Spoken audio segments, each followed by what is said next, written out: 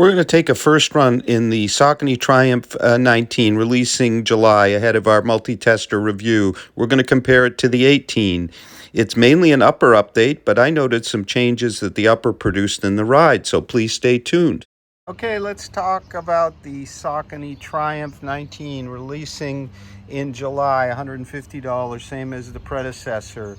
So this is Saucony's premium neutral daily trainer. It has a PowerRun Plus midsole, no changes from the predecessor. So PowerRun Plus is an expanded TPU bead midsole. It now has a mono mesh engineered upper, you can see here. And of course, it has the incredible checkerboarding that we're seeing, the checkered flag on many of the new Sauconys, the Endorphins and others. So in terms of weight, there's a big story here. It loses almost a full ounce, or 28 grams, to come in very close at 10.2 ounces, 290 grams in a US 9, to the magic 10 ounce level, whereas before it was over 11, and that sure was felt. Here's the 18. I'll talk a bit more about that in the fit and the ride. So it is a daily trainer, no question about it. It's definitely bottomless cushion. What you'll feel on the run here is a really nice bounce feeling, but it's kind of dense. It's kind of well measured. It doesn't feel like Nike's Zoom X. It's just very consistent. We have lots and lots of rubber. This is the kind of shoe that will last you a long, long time. So a few of the changes that I've already noted, you'll see here the geometry of the heel counter has changed. So let's look from the rear. You can see how this is more raised. This is more rounded. We have much more kind of plush, over plush cushioning here. Here it's enough, it's just right. I think the geometry may be a little rougher on the Achilles, or at least in feel, but it definitely holds better and drives me forward better. The tongue, you can see overstuffed here, overstuffed. While I could get a decent lace up, it was always just kind of roomy. Whereas here we have a less padded tongue, very good wrap, and then, as I said, we also have a gusset tongue in there. The 18 also had a gusset tongue, but it really just didn't hold the foot very well. It was kind of overly baggy. If we turn them to the front, we see that this upper, I think, is a little bit more dialed in. And I'll take them for a run and comment on that. Here we had an engineered mesh with some stretch here. It's thinner, it's definitely more breathable, and it holds the foot, I think, better. Saucony also reworked the lacing system. The 18, I think, is downright sloppy. It really barely held my foot, even my wider foot.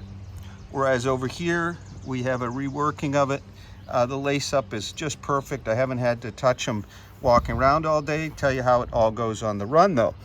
So I took my usual trot along the New Hampshire seacoast, up here on the sidewalk, on the berm, and oh boy, there's some big mansions along through this stretch.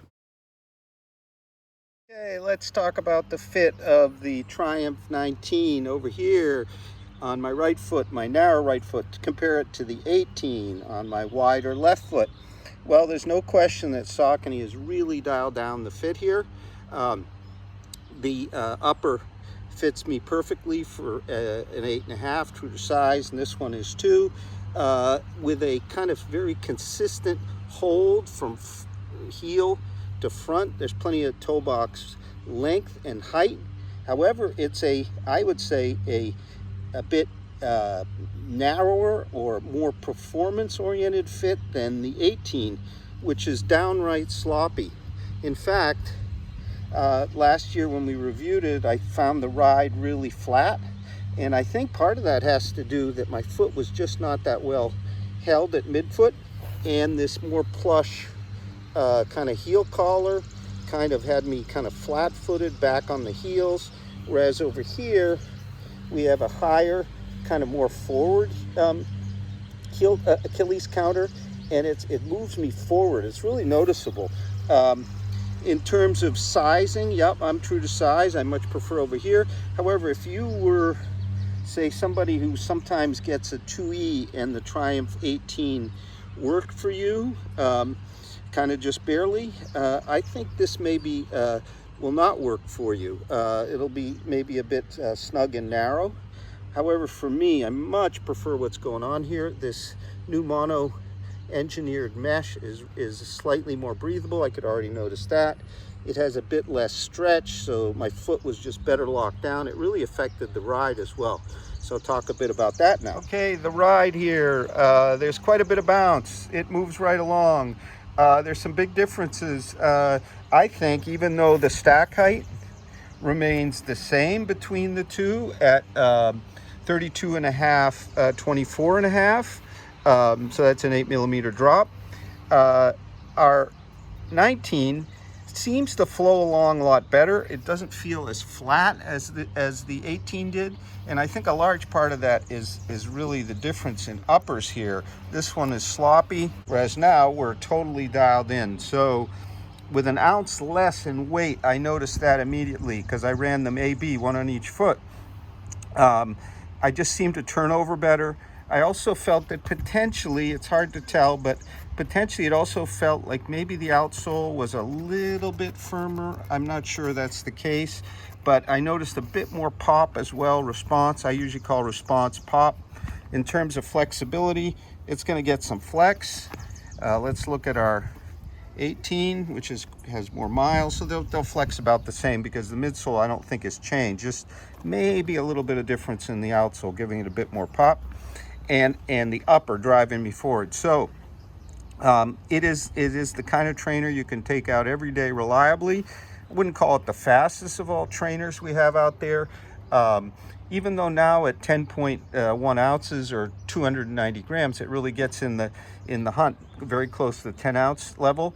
The cushioning really is bottomless, really, and the shoe is stable. So this is just a very reliable shoe, and the PowerRun Plus really gives you some nice kind of bounce, but it's of the kind of denser variety, but it's definitely bouncier than an EVA midsole, or bouncier than, say, Saucony's PowerRun, which is a blend of TPU and EVA. An obvious comparison in the Saucony lineup is the Ride 14, which is $20 less. It has the same stack height, weighs a few tenths of an ounce less, is more flexible, a bit more traditional in feel, a bit firmer and more responsive, especially at the forefoot. So if you want to go more traditional kind of daily trainer, you would go with the Ride. If you want a plusher flavor of Saucony, go with our Triumph.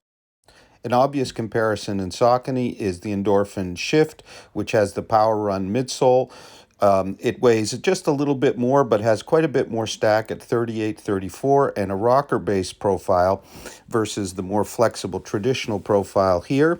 If you're looking for a kind of a serious and it's yet more stable shoe, look towards the Endorphin Shift. It's a firmer ride for sure. It isn't kind of the plush bounce we have here, but it's also a great alternative. So this is just a really nice, dependable ride with a touch of excitement, which is good. Now at a much larger weight. It comes to market releases the middle of July is the last we heard, but there have been so many delays with all the different port issues, so we're expecting the middle of July. $150, a very solid update, which has me kind of wanting to run in the Triumph again. The 17 was pretty good. This guy here was just flat feeling and kind of dull. So I'm back in. Our multi-tester written review will be up real soon at RoadTrailRun.com. We hope you enjoyed the video, and if you wish, please subscribe to our channel. Thank you very much for watching.